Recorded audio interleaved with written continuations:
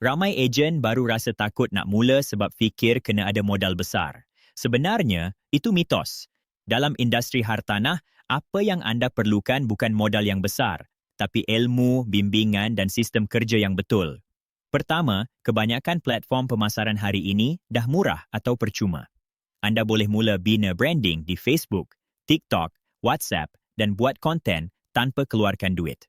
Kedua, bila anda bersama tim yang kuat, anda tak perlu bayar untuk training, skrip, template pemasaran atau guideline. Semua dah disediakan supaya anda fokus pada closing. Ketiga, modal paling penting adalah masa dan komitmen.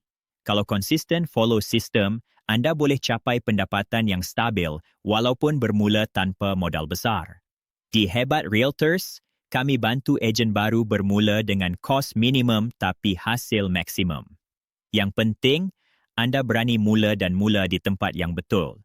Klik link di bawah untuk maklumat lebih lanjut.